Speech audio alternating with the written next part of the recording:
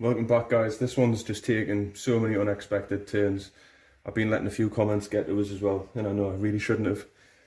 So I'm going to crack on. I'll edit some stuff in after this, after I've done talking ways, because obviously this is like this, and I did show you, I'd show you the next process, getting my arms nice and smooth. So anyways, I've getting to this stage. Yeah, I've just replaced my gears as you would if you guys are just building one, wanting to change everything over. But here's my issue. So I'll sit it in the rear nice, and it turns fine. The both bearings are sat in there nicely, but then when it comes to the front, it doesn't want to sit in. Now, either the drive shaft's too short, or something's going on with the gears and that, because I've got this one, and the same issue has happened with that. So one thing I noticed though, and I don't know if any of you guys have, so I'll get some focus. I've already dremeled this off, but there was a tiny, you can just see the outline of it still. I kind of keep that in focus at the same time. But anyways, what looks to be like a machined spacer already on these. So that was obviously stopping the bearing from going straight over it. However, it's still too short. It won't fit in. I've measured the chassis off camera. This one's coming in at 211mm and the original's 210, because I was just like, how the hell can I change from a plastic chassis to a metal one and then the drivetrain not fit in? So I'll show you my little solution here. What I've done is I've put some M2 washers on the end of an old drive shaft, and obviously when they were round, I just crimped them on nice and tight, and then with a file, I filed the flat in on one side, and once you've got that side, turn it over, and you can file the flat in on the other. You can see some markings there where I've scuffed it. So once you've got those to the right profile of what the drive shaft would be like on the inside, I'll show you what I want to do next. So this is where I'm at. If you can see inside the gear there we are. There's a tiny little wall. You know that's got a chamfer around it and it slots onto your drive shaft. So anyways, I've taken two of those little washers that you file down, or that I've filed down, and I've placed them just inside. And as you can see, there's still plenty of wall there for the drive shaft to be engaging with. I've put two in. I've fitted it, it didn't seem to work, so I've got another one here, and by the way, I'm only doing the front because the back fits nice and smooth and flush. I'm leaving that as is because the only issue was the front for me, so that's the way I'm doing it. I'll add another one, I'll fit the gears back, and I'll show you if it fits. So there we are. For me, it seems to have worked. Just pop that in there, lift that bearing back over, and just slot it in. So, I don't know if you guys can see that, nice and free. It'll do me anyway. You guys, I guess, would just build it from there, put your electronics in, put your motors back in, and that's how you'd have your car. I've quickly put a diff on. You mightn't be able to see everything because everything's black, but I'll try and show you guys. It doesn't matter about the arm, as long as it's the rear arm, it'll go universal either side. This one slides on, not too bad. But as you can see, it doesn't even drop. There's nothing connected to it, so there's got to be rubbing somewhere. And when you're looking at it, the only place for it to rub, if I can get that in focus, is just down in there on that little crease.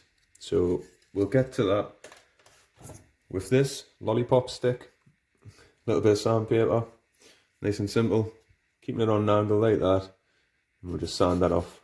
Your arms sit roughly where my nail is there, right? So you can keep that on. It is mainly this top portion here. So now where my nail is at. So you want to kind of be taking that section off all the way from this ridge, all the way along, and then you'll have nice free moving arms. Right, so here's the idea, guys. My idea anyways. This isn't for you to do. This is my project now. If you were doing the metal chassis, I'd just swap it over as is. But anyways, I've swapped the 38 tooth spur out. I'm going to try and fit a Mod 8 This is a 30 tooth Mod 8 pinion, so that's good for 32 pitch pinions and spurs as well. So I'm just trying to change the gear mesh on this car and give us some better gearing options. But the problem is, I've got to try and get it to fit. I'll show you guys. It's pretty close. It's pretty close so far. As you can see there, it's not too bad. I've got to do a bit of shaving down in a few places. It might look a bit ugly. I'll have to take this grub screw down from the base, so when it's actually screwed on in there, it sits flush, because I want that obviously to be rotating within that brace, and it'll catch if it's like that. So yeah, so this is the idea. Excuse me. Right, that came out, that little brace. That's not going to work. That's the thing with projects, wouldn't do away with stuff when it's all stuff. But that's worked absolutely fine. Same deal as before. If you're going to build it without doing my 0.8 mod or whatever, the drive shaft was actually too short, so I've had to put some of those in, the little washers that I've made. That one's off somewhere, but I'll make some more. Anyways, just so you guys can see that. Smooth as anything. Right, so that's what I'm going to do. I'm going to try and get this 0.8 malarkey to work. From there, I'm going to build my car pretty much around that. Right guys, if you've stuck around this long, I'm starting just rebuilding it, but I'll just point things out as I'm doing them. So when you come to build your front C-hubs with the carriers and that, I like to make sure there's no up and down movement with the screws, but as you're tightening them, just make sure that it's all free moving. So that's them done. The ESC, so this is an old build, by the way. I'm just obviously making it into a metal chassis and trying to change the gears. The old ESC was overheating, so I took the cap off, and it didn't have anything on there to stop it. So you can get that off eBay. It's a thermal pad, so I'm just going to cut some of that, stick that on, put that back on. What else did I say? Yeah, the motor as well. I had some issues with that. So what I'm going to do is, there's 3 screws in the back. I've took 2 out already. I'll pop that one out, and then it's just this back bearing. I'm going to change that. So I've got the bearings there. And these are for the 2838 size motors. So I'm going to do that. The servo that I'll be putting in as well is the JX servo. That there, the PDI 1181MG. It's just a build video. It's meant to be fun, but it become tedious. So I'll get that done, and I'll show you as it's getting on the car. So I'm just starting with the ESC first. Took some of the thermal paste, just basically measured in between the connections. It was like 29mm. Cut it one way, slid it through, turned it upside down, marked the bottom, cut it off. And I guess with this stuff, because it's got 2 shiny sides, I guess you'll take one side off, put it on, and then take the other side off, and we'll put the heatsink top back on. So that's the thermal paste just sat on there. I used the screwdriver, I just rested it over the screwdriver so I could lay it in like that, and then I just pushed it down. So I'll just set everything back in as it was. I'll add the top plate, and I'll get that screwed on, just making sure not to knock the paste. So I'm guessing once that's down, those holes should just punch through the sides of the paste, and that should be good to go. So I'll get back to you. So that's that done. It's all put back together. It took about 10 minutes to actually put those 4 screws in, just so fiddly because the running side of those little tracks there. But anyways, that's done. Hopefully that'll resolve some heating issues. Next, I'm just going to pop these out, and I'll slide this off the back. So I've taken the plate off, and I've just slid it around these. You cannot obviously get it off because of the connectors on, but I'll be able to punch that bearing out. Yeah, I'll punch that bearing out, and I'll get it replaced. And then I'll just slide that back down, screw it back on. Back together again. Bearings run nice and smooth. I actually shimmed this out. I put 2 shims in the were the correct size shims for anyone who's going to start on it. It's still got a tiny little bit of play there, but it was actually sliding right in and out, so I've sorted that out. I guess what I'm going to do now is I'll just grease the diffs up, put the housing on.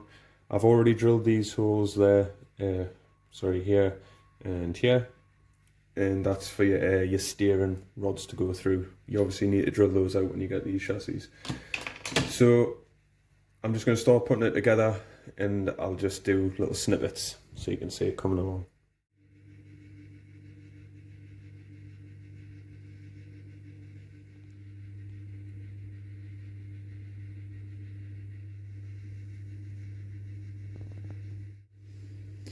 So here's the tip for you. These metal links, when you get them, if they haven't got the nuts with them, they're not going to work, because these nuts are meant to lock them once you've actually adjusted them. You shouldn't need Loctite on these. Like I say, they should be coming with these little locking nuts just there. So the tip is, anyways, little O-rings, you can just see in there, that stops any of this side to side play and all the rest of it, and as you can see, it's still moving nice and free. I'm happy with that. If you aren't happy with it, do it your own way. When you come to put your steering pins in, or columns, whatever you want to call them, this piece here in the kit, it's this small little, what looks like a bushing, that slides over there.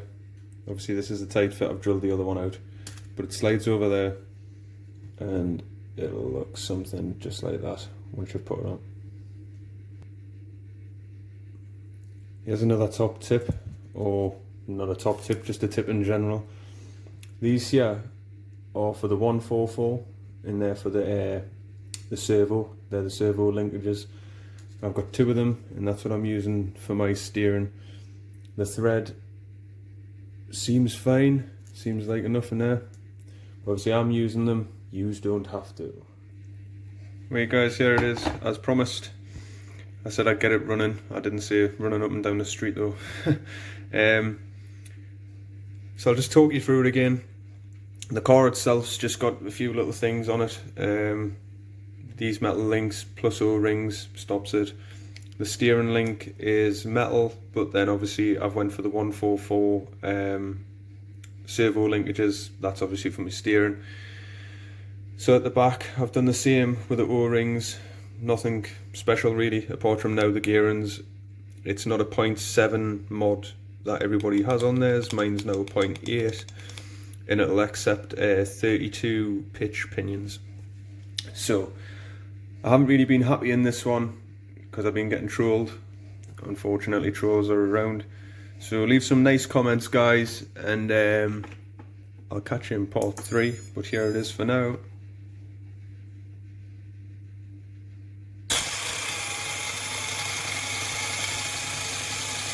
A little bit bouncy, but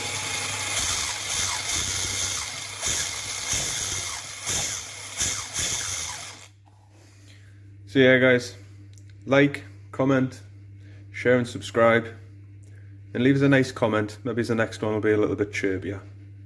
Thanks for hanging around guys, see you in the next one.